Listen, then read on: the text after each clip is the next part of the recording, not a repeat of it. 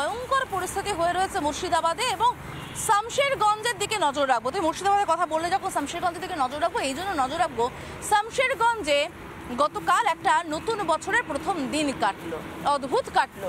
নেই হালখাতা, নেই পুজো, সামান্য আনন্দটুকু নেই, কিছু নতুন জামা কাপড় পরা অসম্ভব ব্যাপার। বাড়িঘর তো পুড়ে গিয়েছে, একটু ভালো খাওয়া অসম্ভব ব্যাপার, সবটা তো পুড়ে গিয়েছে। আমাদের ক্যামেরার সামনে কান্নায় ভেঙে পড়লেন শামশেরগঞ্জের চঞ্চলা ঘোষ।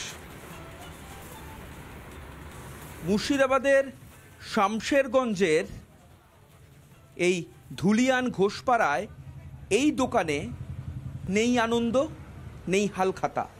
নবান্ন হতো হয়তো, কিন্তু যে চাল দোকানের তা পড়ে রয়েছে এবং তাতে মাছি ঘুরে বেড়াচ্ছে। শুক্রবারের ঘটনার পর কার্যত গোটা দোকানে, এই গোটা দোকান জুড়ে তাণ্ডব চালিয়েছে হামলাকারীরা। লুটপাট চালানো, তছনছ করে দেওয়া হয়েছে গোটা দোকান। এই যে দোকান আপনাদের ছিল, আজ তো নববর্ষ, আজ তো হালখাতার দিন, আজ তো উৎসবের দিন বাঙালির। আমরা আজকে পুজো দিতে পারছি না, আজ আমরা নিরুপায় পড়ে আছি।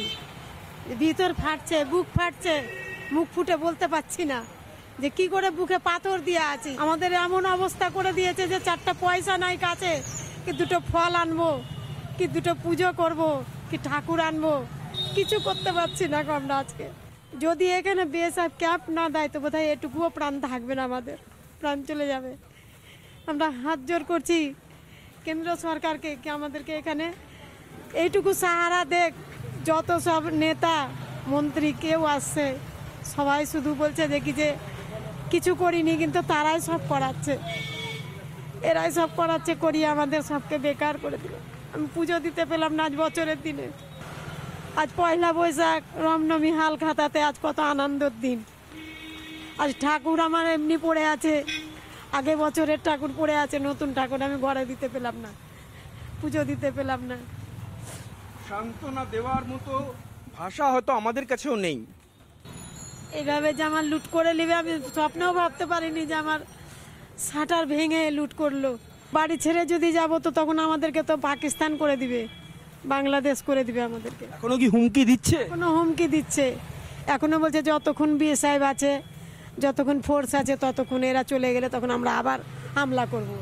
কার বছরের প্রথম দিন, নববর্ষ, হালখাতা, গত বছরের মূর্তি রয়েছে, এবছর সামান্যতম ফলটুকু কেনার বা মূর্তিটুকু কেনার সামর্থ্য নেই, কারণ শুক্রবারের হামলার পর তিনি বুকে পাথর বেঁধে আজ পয়লা বৈশাখের দিন দোকানের সামনে কাঁদছেন। এই হাহাকার, এই আর্তনাদ বাংলার মুখ্যমন্ত্রী কি শুনতে পাচ্ছেন? ভিডিও জার্নালিস্ট দেবব্রত বোসের সঙ্গে সুখেন্দু সরকার, রিপাবলিক বাংলা, ধুলিয়ান। হিন্দু শরণার্থীদের এবার ক্যাম্পটার দিকে নজর রাখবো আমরা। ক্যাম্প না শরণার্থী ক্যাম্প না ডিটেনশন ক্যাম্প বুঝতে পারবেন না, কারণ সেখানে আমাদের সাংবাদিক যাতে আটকানো হলো, কোনোভাবেই তাদেরকে ঢুকতে দেওয়া যাবে না। অদ্ভুত এক ফতোয়া, অবশ্য পরে জোরাজোরিতে এবং নোটিফিকেশন চাওয়ার পর ঢুকতে দেওয়া হয়েছিল, কিন্তু কেন কথা বলতে দেওয়া হবে না, কি আড়াল করতে, দেখুন তো একবার।